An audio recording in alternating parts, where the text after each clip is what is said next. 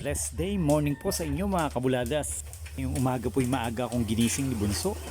Nakapag-promise po kasi ako sa kanya na magti-training kami ngayong umaga. Kaya naman po mga kabuladas, ngayong umaga'y maaga niya akong ginising. Daddy, Daddy, wake up, wake up. Time for training.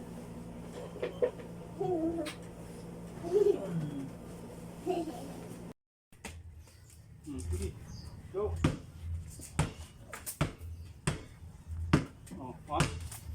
Go. Kaya ayan mga kabuladas, nagpipilit po siyang mag-jumping rope. Feeling niya po kasi mga kabuladas marunong na siyang mag-jumping rope. At ang nakakatuwa po sa kanya mga kabuladas, hindi siya sumusuko. Talagang inaaral niyang mabuti. At nung nagsawa na po, eto at magtatry naman sa treadmill. Halos lahat po kasing makikita diyang exercise talagang gusto niyang gayahin. Kaya naman po mga kabuladas, talagang nakakatuwa ang batang ito.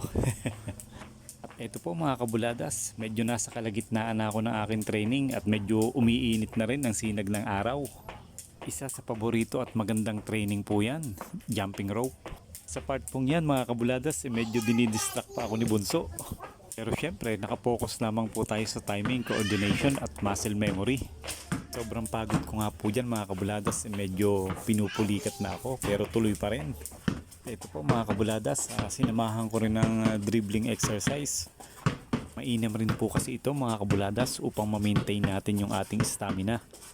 Kahit po kasi bihira na tayo mag-basketball sa ngayon, hinahanap-hanap pa rin po ng aking katawan yung humawak ng bola, mag-dribble at paminsan-minsan maglaro mga kabuladas. Kaya po ito pagka naiisingit natin sa ating mga day off, hindi po natin inaalis sa ating katawan ang mag-ehersisyo. At least kahit paano po tayo ay pinapawisan at nakukondisyon pa rin palagi ang ating katawan mga kabuladas. Kaya hanggang sa muli po mga kabuladas. At kung nakaabot po kayo sa bahagi ng video na ito, nakapulot po kayo ng kabutihan, kasayahan, kaalaman at kapakinabangan, maraming salamat po sa inyo mga kabuladas. Parati po nating tandaan na ang kalusugan ay yaman. Kaya sa tuwina mga kabuladas, ingatan po natin ang ating mga katawan. Dahil ang katawan po natin ang ating puhunan.